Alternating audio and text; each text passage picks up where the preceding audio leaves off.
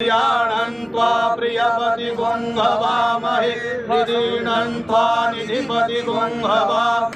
आयु कामाय शे कामा पुत्र कामास्ते वचने जाहो आरोग्यं सर्वे कामा भवन्तु ते। क्या हो शिवे सर्वासादिके सर्वे गौरी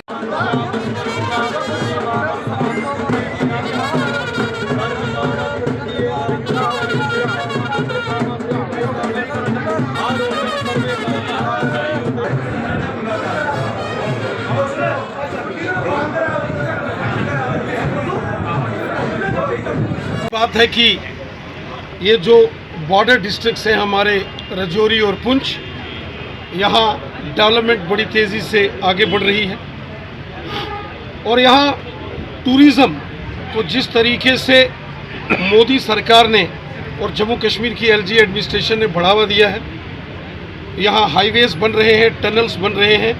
अल्टरनेटिव नेशनल हाईवे जो राजौरी पुंछ को कश्मीर घाटी से जोड़ेगा, मुगल रोड, वहाँ भी टनल सेंक्शन हुए हैं। इसके साथ साथ यहाँ इस प्रकार के इंफ्रास्ट्रक्चर, होटल्स की भी बहुत बड़ी ज़रूरत आने वाले समय में पड़ने वाली है।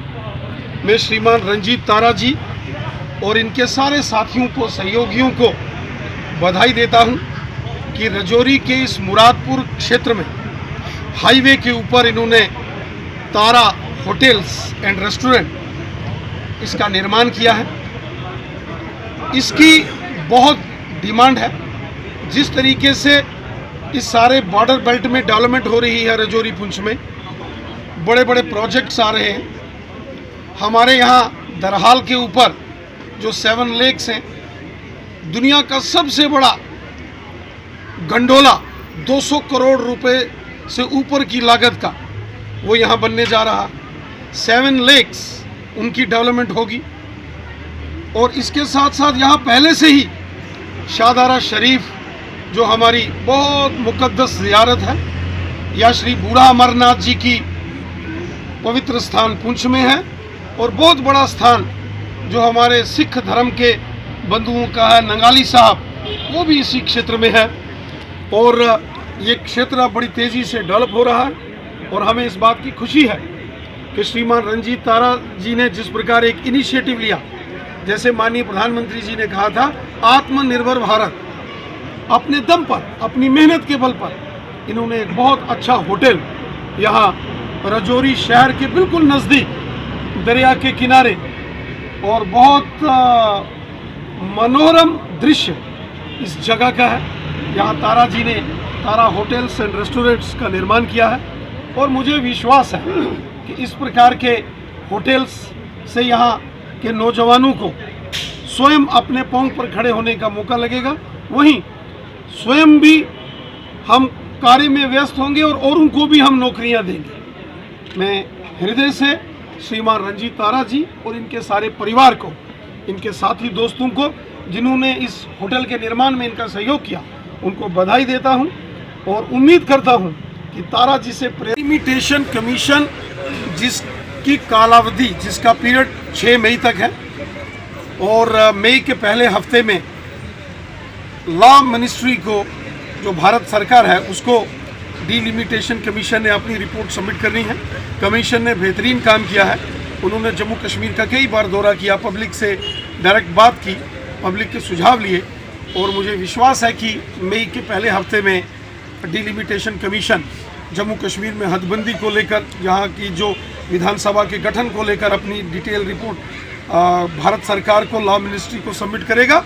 और उसके बाद जैसा कि हमारे माननीय गृह मंत्री जी ने और प्रधानमंत्री जी ने भी कहा है कि सभी राजनीतिक दलों के नेताओं से बात करके आने वाले 6-8 महीने में जम्मू कश्मीर में विधानसभा के चुनाव होंगे। हालात अभी भी बेहतर नहीं है, किलिंग अभी भी कश्मीर में हो रही है। क्या समझते हैं चुनाव के लिए साजगार माहौल है?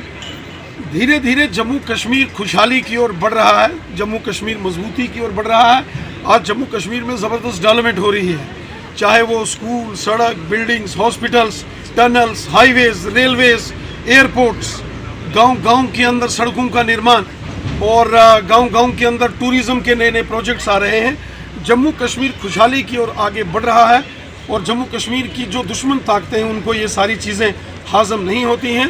और माह रमज़ान के महीने में, जो कि एक बहुत ही मुक़द्दस महीना है जहाँ लोग इबादत करते हैं, ऊपर वाले को याद करते हैं, उस महीने में कश्मीर घाटी में जिस प्रकार से खून खराबा किया गया साजिश करके, श्री मंजूर अहमद वांगरू साहब जो उत्तरी कश्मीर के बारामूला ज़िले के पटन के रहने वाले थे, उन्होंने भी रोज़ा रखा था और वो रोज़ा खोलने की तैयारी कर रहे थे, तो एक बहुत ही दर्दनाक घटनाक्रम हुआ, गोलियों का निशाना उनको बनाया गया। ये देश दुश्मन ताकतें नहीं चाहती कि जम्मू कश्मीर खुशहाली की ओर बढ़े, लेकिन ये ताकतें बहुत ज़्यादा देर तक इस प्रकार का खलल नहीं डाल सकेंगी। कानून अपना काम करेगा और हमारी जो फोर्सेस हैं वो भी काम करेंगी, लेकिन ये निहायत ही मजम्मत वाक़या हुआ है। और माह रमज़ान के अंदर जिस किसी ने भी इस साजिश को अंजाम दिया है उनसे कानून तो निपटेगा, लेकिन उनको ऊपर वाला भी माफ़ नहीं। एनजीटी की एक रिपोर्ट आई है जिसमें पर्यावरण विभाग को फटकार लगाई गई है, जिसमें इलीगल माइनिंग के ऊपर रिपोर्ट आई है। उसके बावजूद भी ब्लॉक जो है वो मंजूर किए गए हैं, ब्लॉक राजौरी में 2 ब्लॉक। क्या कहेंगे, एक तरफ कोर्ट जो है वो फटकार लगाता है और दूसरी तरफ से महकमा जो है वो अनुमति दे रहा है। नेशनल ग्रीन ट्रिब्यूनल जो है वो एनजीटी, वो एक ऑटोनोमस इंस्टीट्यूशन है और वहाँ के अंदर जो ऑनरेबल जजेस